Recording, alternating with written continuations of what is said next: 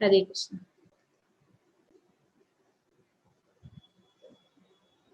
श्लोक संख्या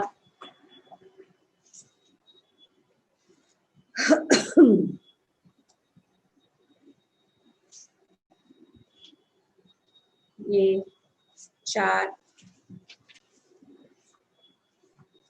से लेकर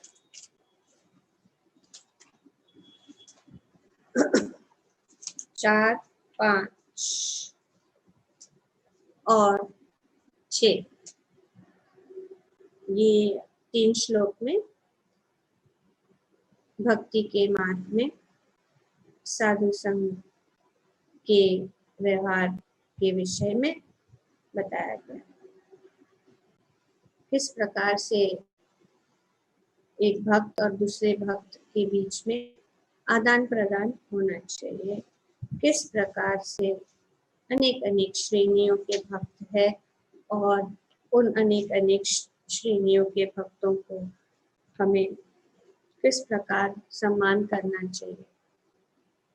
अब आगे इस 6ठे श्लोक में श्री रूप गोस्वामी हमें बताते हैं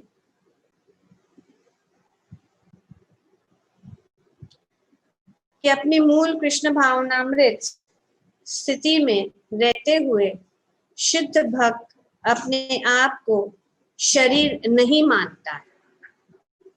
पहली बात ये है। ऐसे भक्त को भौतिकतावादी दृष्टिकोण से नहीं देखा जाना चाहिए। निस्संदेह भक्त के निम्न कुल में उत्पन्न होने, उनके कुरूप चेहरे, विकृत शरीर या रोगी अवस्था, आसक्त शरीर की परवाह नहीं करनी चाहिए। साधारण दृष्टि से ऐसे दोष शुद्ध भक्त के शरीर में प्रकट दिख सकते हैं, लेकिन इन सब दिखने वाले दोष के बावजूद शुद्ध भक्त का शरीर कभी दूषित नहीं हो सकता। यह ठीक जल के समान है जो कभी कभी वर्षा ऋतु में बुदबुदे, फेन तथा कीचड़ से पूरित हो जाता है, किंतु कभी दूषित नहीं होता। अतएव जो लोग आध्यात्मिक ज्ञान में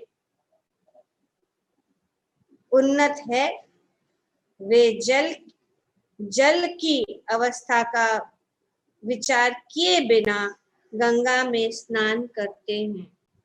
तो इस श्लोक में आगे यहाँ पे व्यवहार बताया गया, किस प्रकार से हम जो है भक्तों के साथ हमारा जो व्यवहार होना चाहिए। पहली बात ये है कि अपनी मूल कृष्ण भावनामृत स्थिति में रहते हुए शुद्ध भक्त अपने आप को शरीर नहीं मानता। तो शारीरिक संबंधी जो कोई भी दोष है उसको हमें नहीं देखना, क्योंकि वह भक्त जो है वे अपने आप को शरीर नहीं मानता। वो जो है आत्मा के संबंधित कार्य करता है।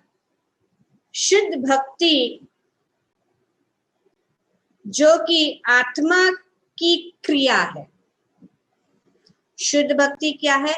आत्मा की क्रिया है, शरीर की क्रिया नहीं है। ये हमें जानना चाहिए। दूसरे शब्दों में भगवान की दिव्य प्रेम मई सेवा मुक्त अवस्था के समान है, मुक्त अवस्था में संपन्न की जाती है। तो ये जो है भक्ति या प्रेममयी सेवा, ये भौतिक स्तर पर नहीं है,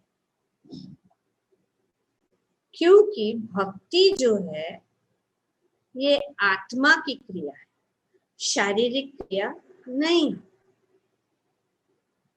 और जो कोई भी शुद्ध भक्त है या भक्ति प्रेममयी भक्ति सेवा करता है, वो सेवा जो है मुक्त अवस्था में संपन्न की जाती है।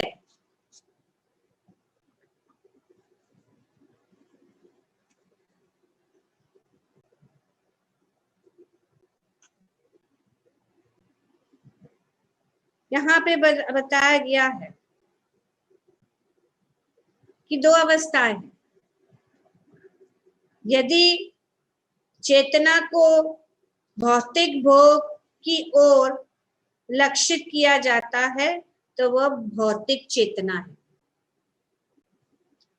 दो चीजें, भौतिक चेतना या कृष्ण भावना या आध्यात्मिक चेतना। तो जब भौतिक भोग की ओर लक्षित किया जाता है तो वह भौतिक चेतना है, और यदि उसे कृष्ण की सेवा की ओर लक्षित किया जाता है तो वह कृष्ण भावनामृत है। कृष्ण की सेवा की ओर और भोग, भौतिक भोग, ये दो चीजें, और ये सब कॉन्शियसनेस है या चेतना क्या है ये यहाँ पे। तो भक्ति यहाँ पे वर्णन किया जा रहा है कि ये जो है ये शारीरिक भौतिक स्तर पर नहीं है, ये आध्यात्मिक, ये शरीर से परे कार्य है, शारीरिक संबंधित नहीं है। तो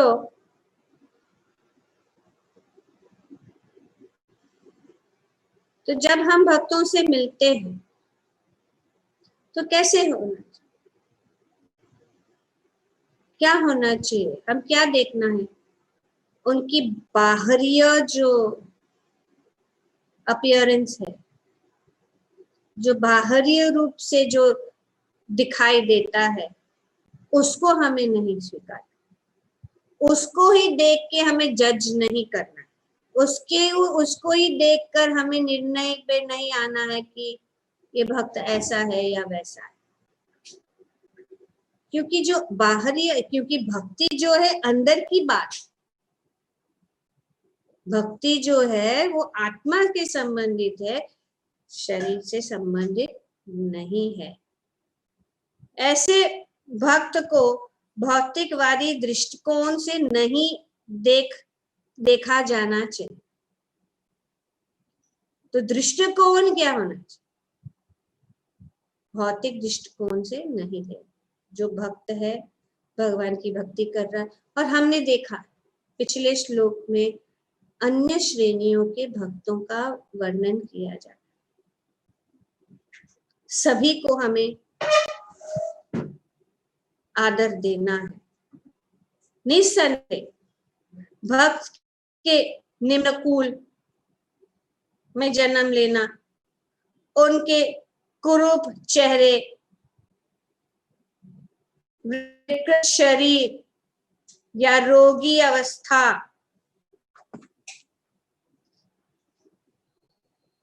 अशक्त शरीर की परवाह नहीं करनी चाहिए।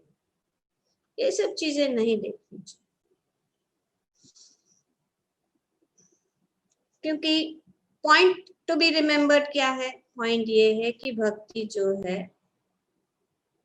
वो आत्मा के स्तर पे, शरीर के स्तर पे। और हम पढ़ चुके हैं भगवद गीता में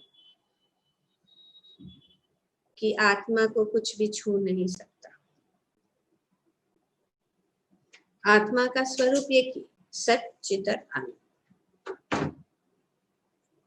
तो आत्मा किसी भी प्रकार के शरीर में हो और कितना भी दोष क्यों न हो शरीर में, आत्मा बदलती नहीं है। जो बदलता है शरीर, पर हमारा दृष्टिकोण हमें बदलना है।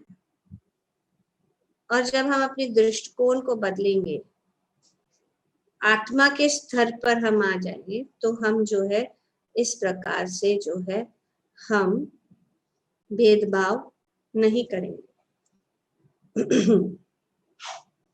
क्योंकि ये आत्मा के स्तर।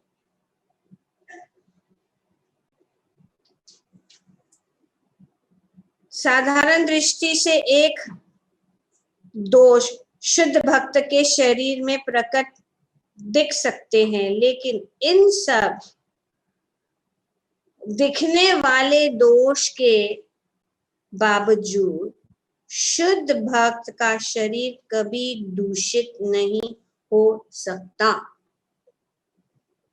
कोई भी अवस्था में अगर क्यों न, क्योंकि ये बदलता है शरीर, ये आवरण है, उसको नहीं देखना, क्योंकि शुद्ध भक्त हमेशा जो है शुद्ध रहता है, वो दूषित नहीं हो सकता है कभी भी किसी भी अवस्था में। क्लियर है? उदाहरण दिया गया है गंगा जी कि गंगा जी कभी अपवित्र नहीं हो सकती। उदाहरण दिया है कि वर्षा की ऋतु में यह ठीक गंगा जल के समान है, जो कभी कभी वर्षा ऋतु में बुदबुदे, फेन तथा कीचड़ से पूरित हो जाती है, किंतु कभी दूषित नहीं होता। अतएव जो लोग आध्यात्मिक ज्ञान में उन्नत है, वे जल की अवस्था का विचार किए बिना गंगा में स्नान करते। यहाँ पे उदाहरण किस प्रकार, जिस प्रकार गंगा में ऐसा प्रतीक होता है कि गंगा जी में कीचड़ या कभी कभी फेन ऊपर आ जाता है, पर वे जो है उसको दूषित नहीं करती। इस प्रकार से शुद्ध भक्त के शरीर में, शुद्ध भक्त के अंदर कभी कभी ऐसे दिखाई देता है, लेकिन शुद्ध भक्त को ये छूता नहीं है, वो दूषित नहीं होता है। और जिस प्रकार से जो आध्यात्मिक ज्ञान में उन्नत है और जानते हैं कि गंगा जी को अपवित्र कभी भी नहीं हो सकती, फिर भी जो दिखाई देता है ऊपर से, उसकी परवाह किए बिना वो उसमें स्नान। ओके, तो ये यहाँ पे इस श्लोक में बताया। मेन इंपॉर्टेंट पॉइंट है कि इस श्लोक में क्या, तो इसके ऊपर हम कुछ पॉइंट्स डिस्कस करेंगे। जैसे हम पहले भी कह चुके हैं कि सब हर एक शब्द को हम नहीं पढ़ सकेंगे, क्योंकि हम जो है इसको हम रन थ्रू कर रहे हैं।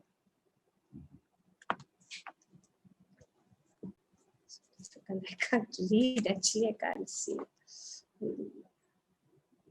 भक्ति योग आत्मा की सही सक्रियता है, और जब मनुष्य वास्तव में अनन्य शुद्ध भक्तिमय सेवा में संलग्न हो जाता है, तो वह पहले से ही मुक्त रहता है।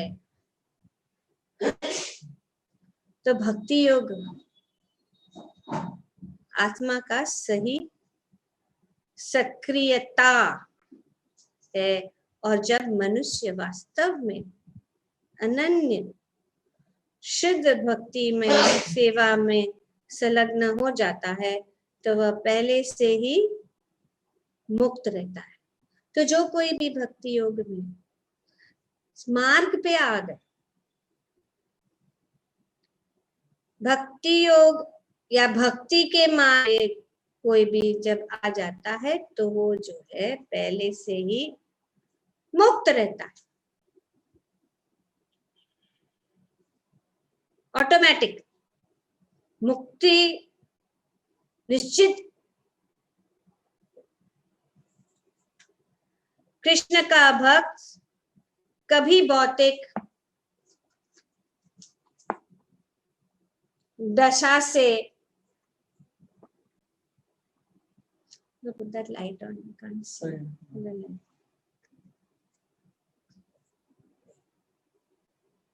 बंधता नहीं है, भले ही शरीर से वह भौतिक रूप में बद लगे। कृष्ण का भक्त यहाँ पे बताया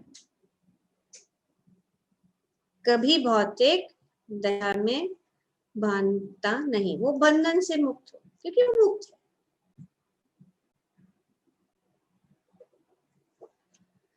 अतः मनुष्य को चाहिए कि वह शुद्ध भक्त को भौतिकतावादी दृष्टिकोण से न देखे। आउटवर्ड अपीयरेंस इंपॉर्टेंट नहीं, भक्ति में कितना वे लगे हुए हैं और भक्ति में उनकी कितनी रुचि है वो देखना है। जब तक कोई वास्तव में भक्त नहीं होता तब तक दूसरे भक्त को ठीक से पहचान नहीं पाता, जैसे कि पिछले श्लोक में बताया गया है। तो भक्त को पहचानना बहुत कठिन है और इसीलिए पिछले श्लोक में श्री रूप गोस्वामी ने हमें बताया है कि किस प्रकार से हम भक्तों को पहचान सकते हैं उनके कार्य के अनुसार। तो इसीलिए ये हमारा शिक्षण उपदेश यही है कि हम इन चीजों को ध्यान में रखें ताकि हम अपराध न करें, वैष्णव अपराध न करें।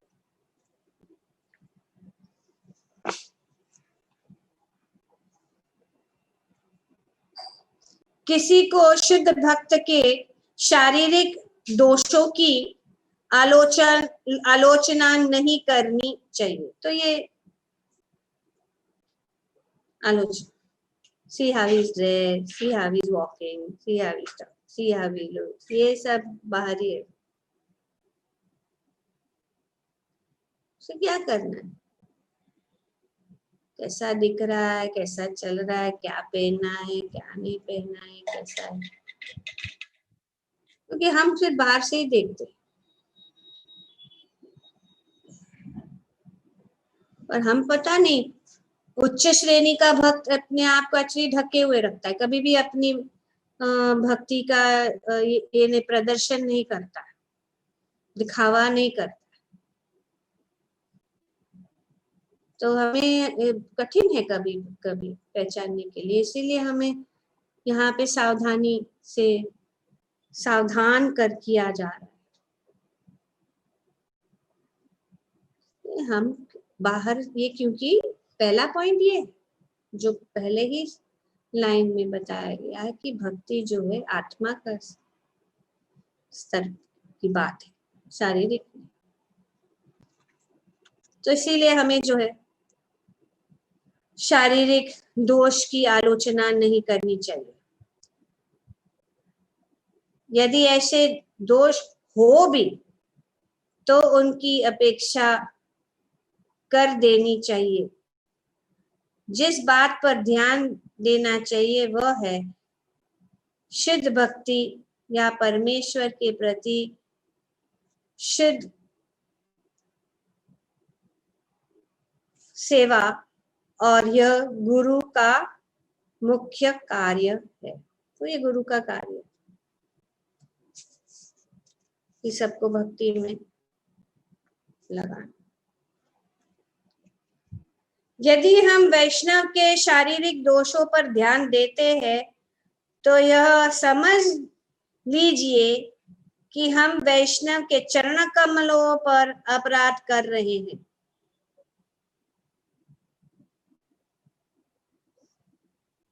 संभल बाहर सब भक्त और भगवान के बीच और भक्तों को पहचानना कठिन। बाहर से बहुत अच्छा है, तिलक वेरी नीट एंड क्लीन, अच्छा डेकोरेटिव ये, और दूसरा कोई जो साधारण भक्त उसको देखता भी नहीं, क्योंकि हम सब बाहर के ही देखते।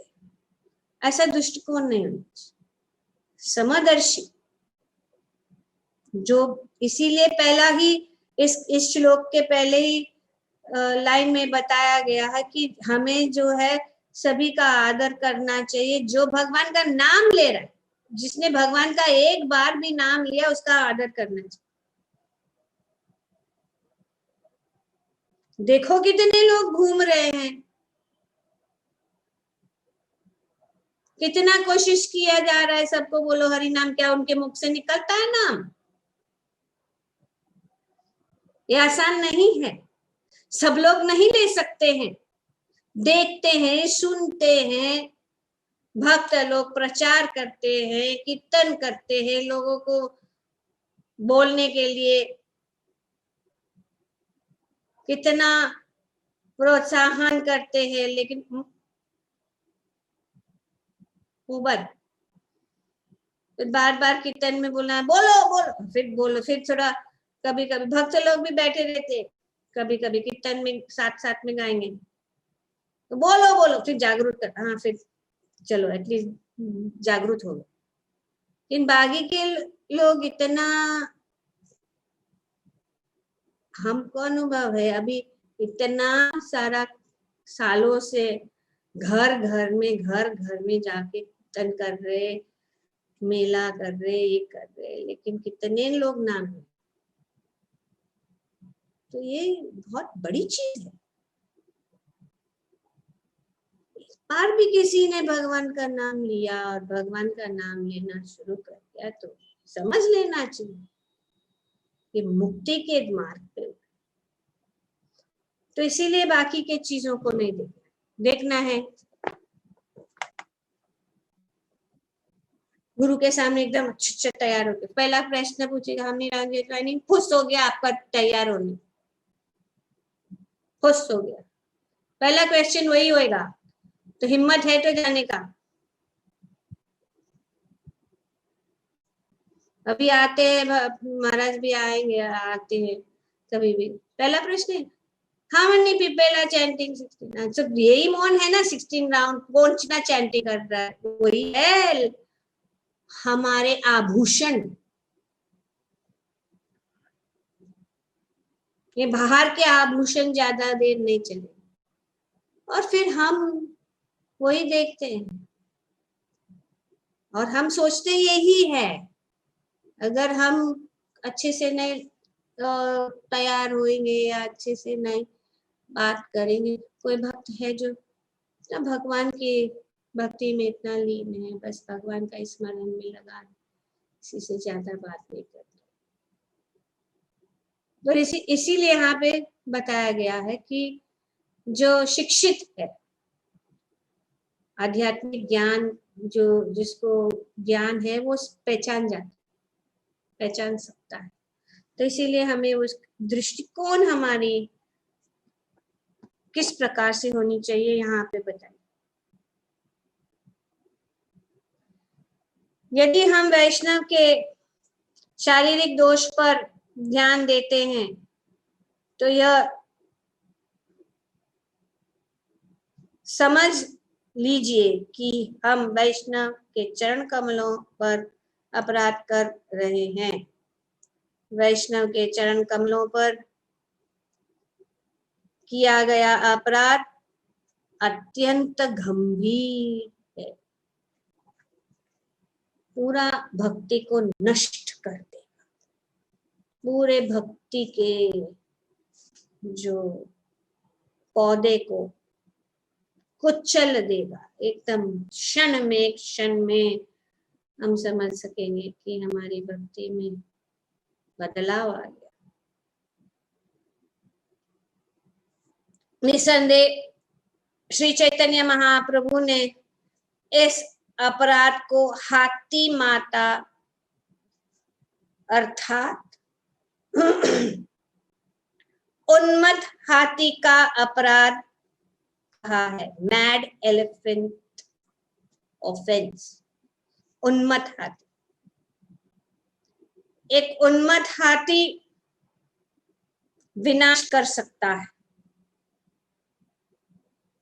और विशेष रूप से जब वह सुंदर कटे छठे उद्यान में प्रवेश कर जाता है।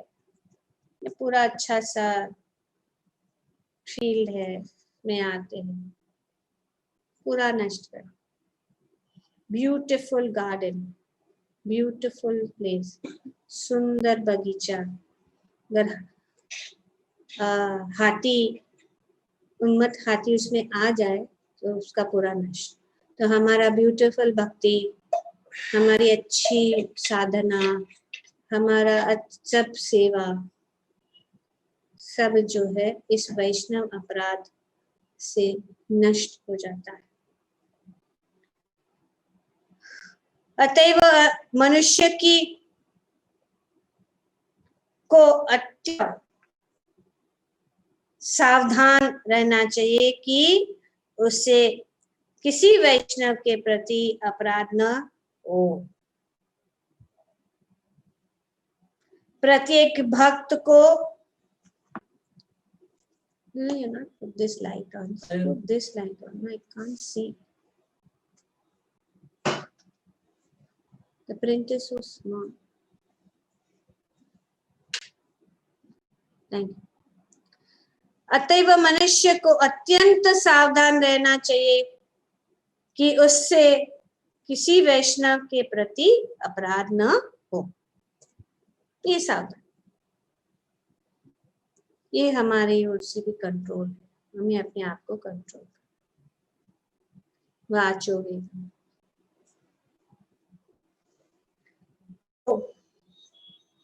श्रेष्ठ वैष्णव से उपदेश ग्रहण करने के लिए तैयार रहना चाहिए, और श्रेष्ठ वैष्णव को कनिष्ठ वैष्णव की सभी तरह से सहायता करने के लिए तैयार रहना चाहिए। तो ये दो चीज, एक क्या है कि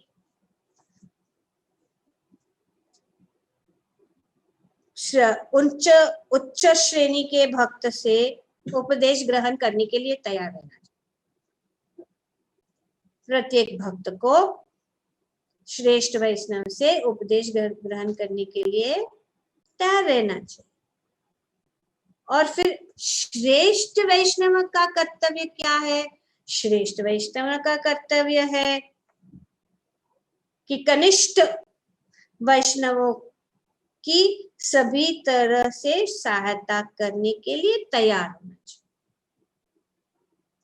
टू वे प्रोसेस। साधु संघ के विषय में बात चल रही है ना, तो किस प्रकार से हम साधु संघ के अंदर रहना है यहाँ पे बताया जाए।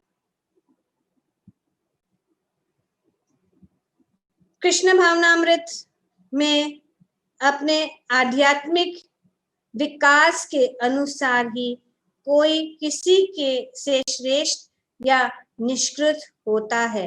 मनुष्य की भौतिक दृष्टि से शुद्ध वैष्णव के कार्य देखना वर्जित है।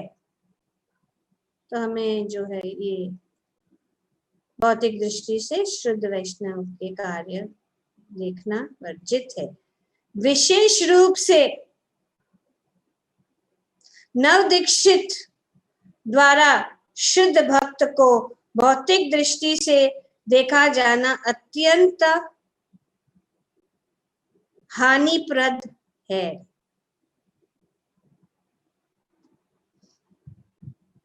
नवदीक्षित,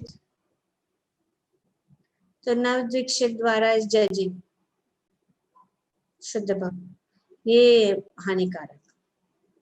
अतएव शुद्ध भक्त का बाहरी स्वरूप नहीं देखना चाहिए, अपितु उनके आंतरिक गुण देखने चाहिए और यह समझने का प्रयास करना चाहिए। तो आंतरिक गुण, बाहरी नहीं, बाहरी स्वरूप को नहीं देखना चाहिए, अभी तो उनके आंतरिक गुण देखने चाहिए और यह समझने का प्रयास करना चाहिए कि वह भगवान की प्रेम भक्ति में किस तरह लगा हुआ है। ये देखना किस प्रकार से भगवान की सेवा में, वो प्रेममयी सेवा में लगा हुआ। इस प्रकार शुद्ध भक्त की भौतिक दृष्टि से देखने से बचा जा सकता है और इस तरह कोई मनुष्य स्वयं भी धीरे धीरे शुद्ध भक्त बन सकता है। तो हमें उनके गुणों को देखना, और जब हम भक्तों के गुणों को देखना है तो उससे क्या होगा कि हम भी धीरे धीरे जो है अच्छे भक्त, उच्च स्तर के और शुद्ध भक्त बन सकते।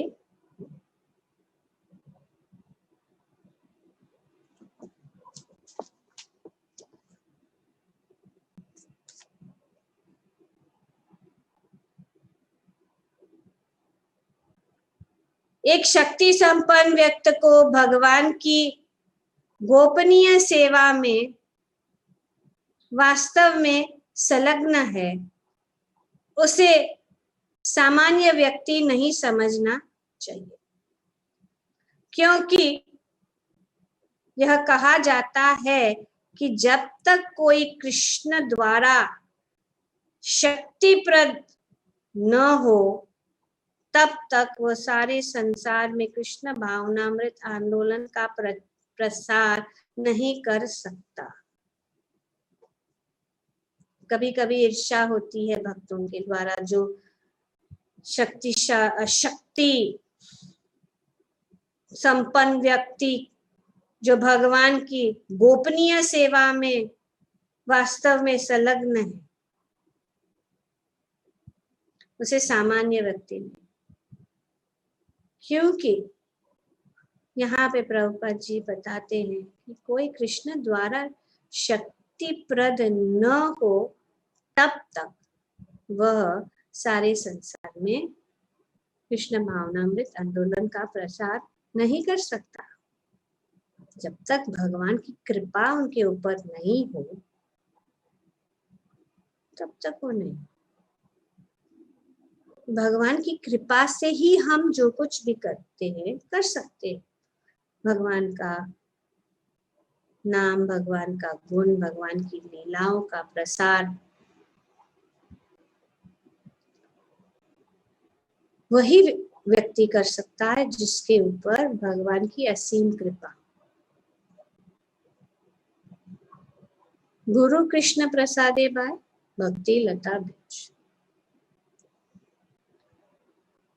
जब कोई इस प्रकार से शुद्ध भक्त की आलोचना करता है तो वह अपराध करता है, वैष्णव अपराध।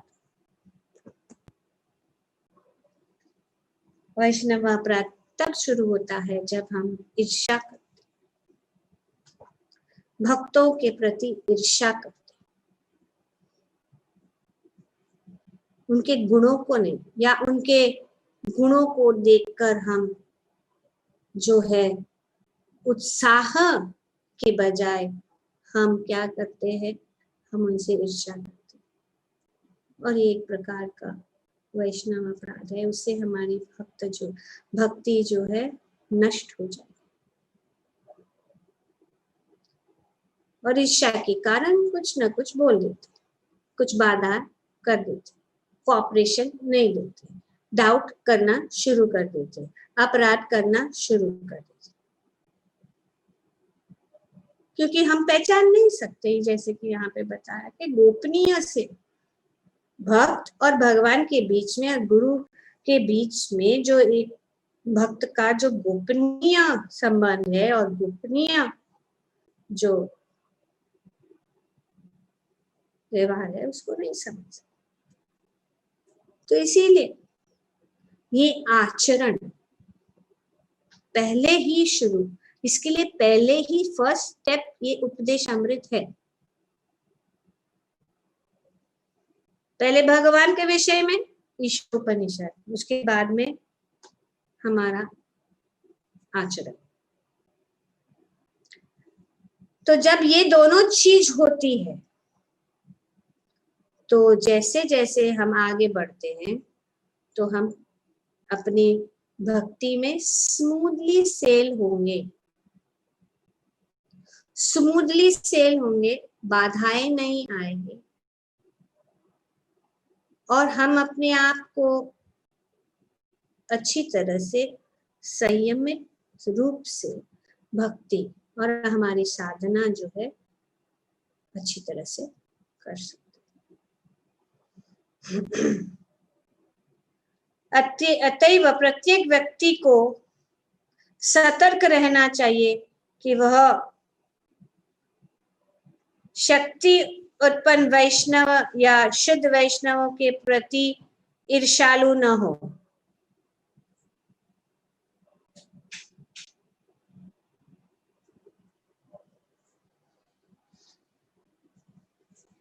इसी तरह शक्ति उत्पन्न वैष्णव पर किसी प्रकार की अनुशासनात्मक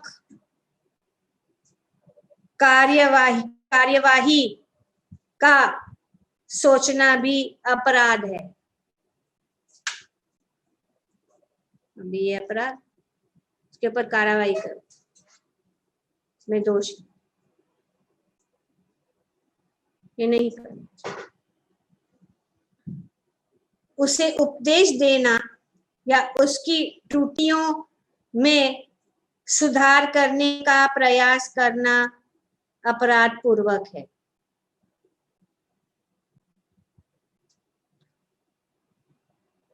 कभी कभी कुछ कारण गलती हो जाती, उसको सुधारना, उसकी त्रुटियों को दिखाना, जो ये दोष है वो दोष, ये नहीं, ये कार्य नहीं है, ये हमारा कार्य है। हम जानते नहीं, कुछ कारण होगा, कारणवश भक्त जो है इस प्रकार से उनका व्यवहार हो रहा है। सब कुछ लिखा हुआ है, लिखने की जरूरत नहीं है, सब कुछ यहाँ पे ब्लैक एंड व्हाइट में बुक में है। ध्यान से सुनो और बुक खोल के बुक में से पढ़। उसे उपदेश देना या उनकी त्रुटियों से सुधार करने का प्रयास करना अपराध पूर्ण है। भाव क्या है भगवान, पहचानना कि एक्चुअली ये वैष्णव जो है ऐसा नहीं, लेकिन कुछ कारण से वो ऐसा कर रहा है और प्रेम से अच्छी तरह से उनको अगर बताना भी है, अच्छी तरह से प्रेम से कहना, शायद वो समझ ले। और वैष्णव कभी भी वो दोष को नहीं मानता, किसी के अपराधों को दुख होता है लेकिन ज्यादा दिन उसको सोच के बैठ के नहीं, उनको क्षमा कर देता कि क्षमा ही एक गुण है भक्तों के अंदर। ये कभी भी किसी के दोष, कितना भी अपराध करे, उनके प्रति कुछ भी बताए, बोले, कटु वचन बोले, वो कभी भी उसको क्योंकि उनका संबंध क्या है, भगवान और भगवान की सेवा के साथ लेना देना। जो लोग जो कुछ भी कोई सोचता है उससे क्या लेना देना। To be honest with oneself. Honest with oneself, you become fearless.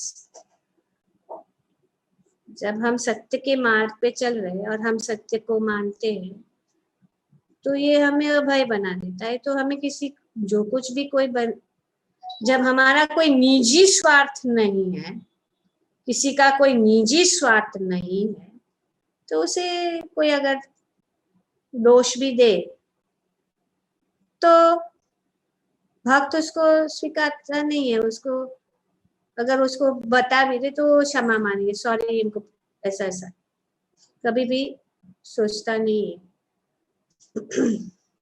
इन अपराधी के लिए कष्ट होता।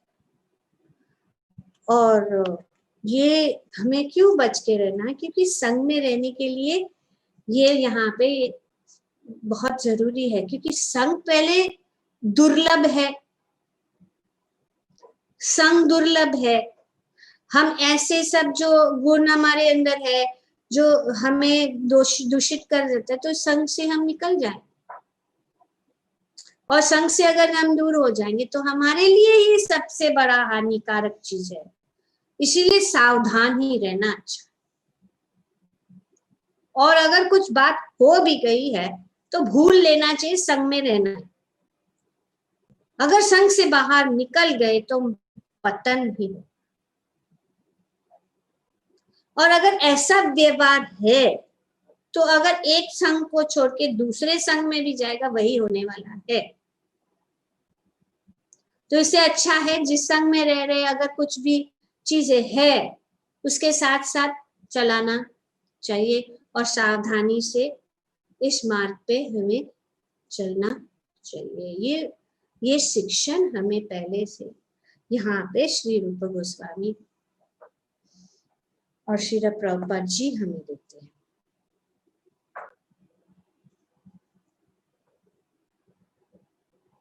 कभी कभी होता है, अरे what these people in this group they are talking like this. Okay, go there. Then you will go there. There also you say, अरे what these people in this group are doing like. अरे what this, ऐसा ही चलता रहेगा। तो I don't want now. I don't have anything to do with that group. I'm going to another group. Another group में जाओ, घूमो घूमो घूमो घूमो। क्योंकि वह दोष किसमें है? हमें।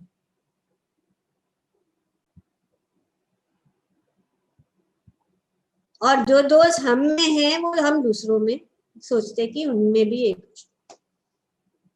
जैसे हम हैं वैसे ही हम दूसरों को देखते। तो यहाँ पे दृष्टिकोण की बातें चल रही है कि हमारी दृष्टिकोण कैसी होनी चाहिए, ये बहुत जरूरी है। नव दीक्षित वैष्णव तथा प्रगत वैष्णव में अनेक कार्यों के आधार पर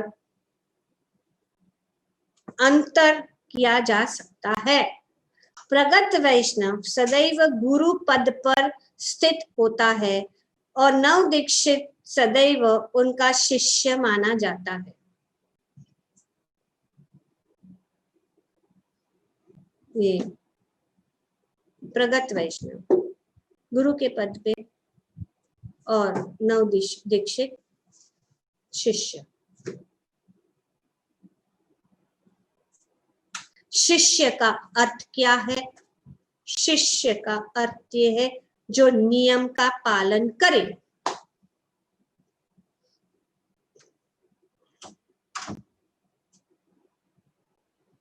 नियमों का पालन करे। किसके? गुरु के आदेशों का पालन करे, नियमों का पालन करे। इसको कहते हैं शिष्य। न तो शिष्य गुरु को उपदेश दे, गुरु के गुरु बने, गुरु के गुरु नहीं बनना चाहिए। नहीं गुरु ऐसे, ये दो चीजें हैं। शिष्य को गुरु को उपदेश नहीं देना चाहिए।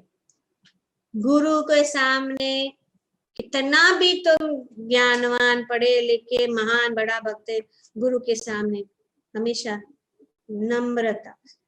तद विधि प्रणीपेत पातेन परिप्रश्नेन सेवया। यह है शिक्षक का कर्तव्य।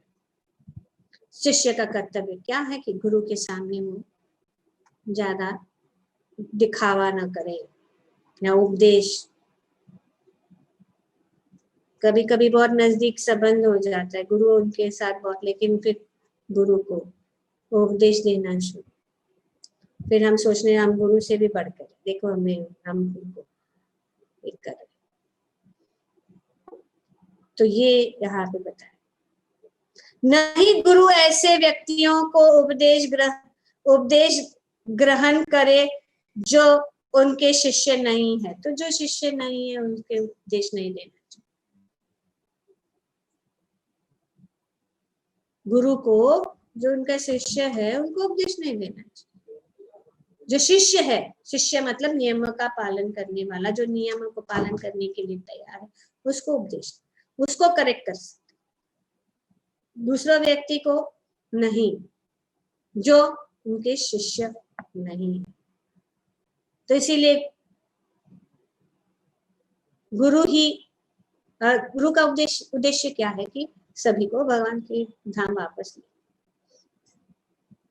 Retrieving all the fallen living entity.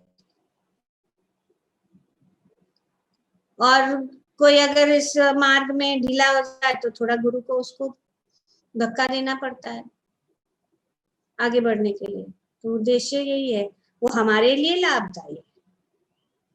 गुरु को क्या लेना देना, जो भी करना है करो, लेकिन ये हमको समझना चाहिए कि ये उनकी कृपा है।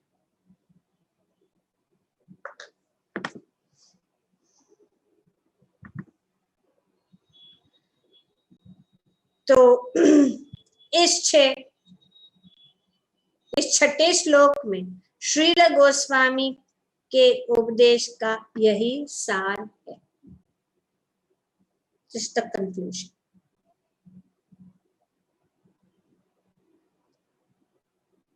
तो आज हम इस उपदेश अमृत के छठे श्लोक को समझने की कोशिश कर रहे हैं, और थोड़ा सा भी अगर हम समझ लें तो हमारे भक्ति में के लिए लाभदायक हो। ये सबको लागू है। और इसको कहते अमृत उपदेश, इसको ग्रहण। हरे कृष्ण।